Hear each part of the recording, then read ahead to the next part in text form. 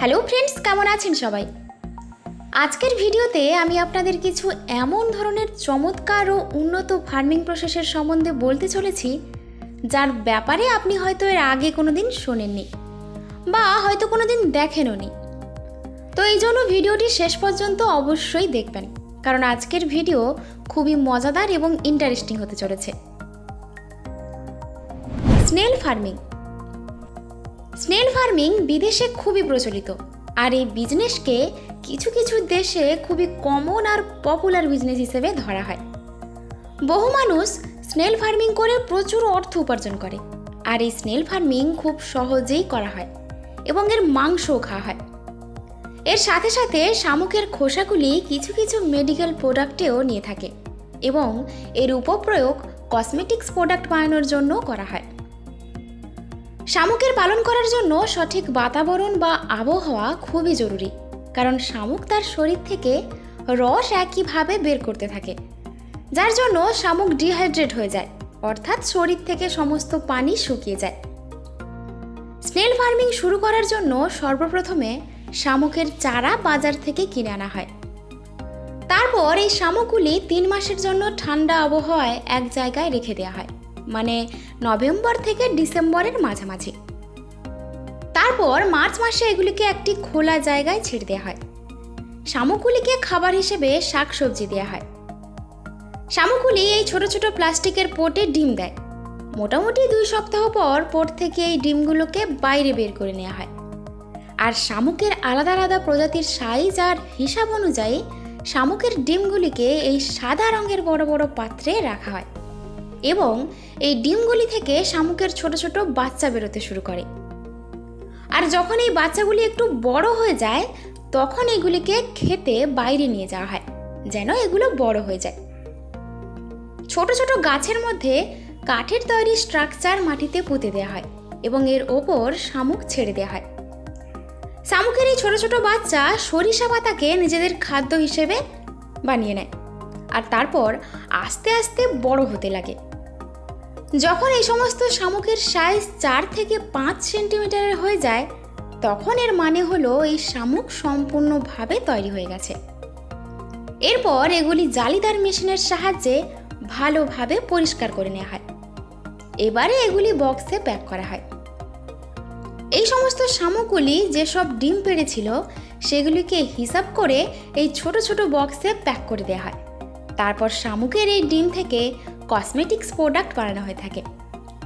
তাছাড়া শামুকের যে ফলগুলো থাকে সেগুলোকে পাঠিয়ে দেওয়া হয় মেডিসিন ফ্যাক্টরিতে, যেখানে এগুলোকে পিষে এর থেকে ওষুধ তৈরি করা হয়।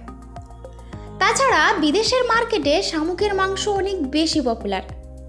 হ্যামবার্গার, পিৎজা এবং আরও সমস্ত খাবারে শামুকের মাংস অনেক বেশি পরিমাণে দেওয়া হয়, আর বর্তমানে এখন এগুলো আমাদের এই দিকে চলে এসেছে। আচ্ছা, আপনি কি কোনোদিন শামুকের মাংস খেয়েছেন? আর এগুলো খাওয়া হালাল না হারাম অবশ্যই কমেন্ট করে জানাবেন। স্টারজিয়ান ফিশ এগ। স্টারজিয়ান হলো এক ধরনের সামুদ্রিক মাছ, যা 10 কোটি সাল থেকে আমাদের পৃথিবীতে বসবাস করছে। এটি পৃথিবীর সবচেয়ে পুরনো মাছের মধ্যে একটি। এই মাছগুলোর 87টি আলাদা আলাদা প্রজাতি আছে, যেগুলোকে আলাদা আলাদা নিয়মে পালন করা হয়, আর এর থেকে ডিম সংগ্রহ করা হয়। এই মাছের ডিম অত্যন্ত মূল্যবান, আর এগুলো বিদেশের মার্কেটে কেজি দরে বিক্রি হয়। এটা পৃথিবীর মধ্যে প্রথম মাছ যার ডিমের স্বাদ একদম মিষ্টি। বলতে গেলে এটা চিনির আরেক রূপ, তাই এই মাছের চাহিদাও অনেক বেশি। আর এগুলোকে এখন আমাদের দেশেও বায়োফ্লকের মাধ্যমে চাষ করা হচ্ছে। স্টারজিয়ান মাছগুলির মধ্যে বালিউগা স্টারজিয়ান সবচেয়ে দামি আর বড় মাছ। বালিউগা স্টারজিয়ান মাছ দিনের পর দিন কম হয়ে যাচ্ছে, এই জন্য এগুলিকে আর্টিফিশিয়ালভাবে উৎপন্ন করা হয়, যেটাতে অনেক আলাদা আলাদা প্রসেস আছে। যেমন এই মাছগুলির ডিম কালেক্ট করার পর এগুলির হ্যাচিং করা হয়। স্টারজিয়ান মাছ যখন 4 থেকে 7 বছরের হয়, তখন এর বায়োলজিক্যাল প্রপার্টিজ এতটাই ম্যাচিওর হয়ে যায় যে মাছগুলো রকে ডিম দিতে থাকে, আর এগুলোকে ইনকিউবেটরে নিয়ে যাওয়া হয়। এখানে মাছের পেটের ভেতর থেকে ডিম বের করে নেওয়া হয়।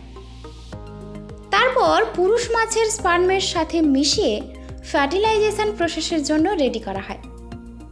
ডিমগুলির সাথে এই স্পার্ম ভালোভাবে মেশানো হয়, আর এগুলিকে মেশানোর জন্য টেল ফ্রেজারের ব্যবহার করা হয়। তারপর এগুলিকে বড় বড় প্লাস্টিকের কন্টেনারে রাখা হয়। এবার যখন এগুলো একটু বড় হয়ে যায় তখন একটি কনভেয়ার বেল্টের সাহায্যে বের করে। এই ফার্ম স্পেশালি এদের জন্যই তৈরি করা। তারপর আলাদা আলাদা কন্টেনারে রাখা হয় এবং 2 থেকে 3 বছর পর্যন্ত এখানেই পালন করা হয়। 2 থেকে 3 বছর পার হয়ে যাওয়ার পর বাইরে এনভায়রনমেন্টে তৈরি করা ফার্মে নিয়ে গিয়ে ছেড়ে দেওয়া হয়। তারপর 7 বছর পর এই স্টারজিয়ান মাছ আবারও ডিম দেওয়ার জন্য তৈরি হয়ে যায়। যখন এই মাছ পুরোপুরিভাবে তৈরি হয়ে যায় তখন এগুলিকে হারভেস্ট করা হয়, আর হারভেস্ট করার পর সর্বপ্রথম এগুলিকে স্ক্যান করা হয় আর এর ডিম এক্সামিন করা হয়। তারপর ক্যাভিয়ার বানানোর প্রসেস শুরু হয়ে যায়। এই প্রসেসে মাছগুলোকে কনভেয়ার বেল্টের উপর রেখে সামনের এক ওয়ার্কারের কাছে পৌঁছে দেওয়া হয়। তো বন্ধুরা, আপনাদের জন্য আমরা অনেক মজাদার ভিডিও প্রতিনিয়ত নিয়ে আসি।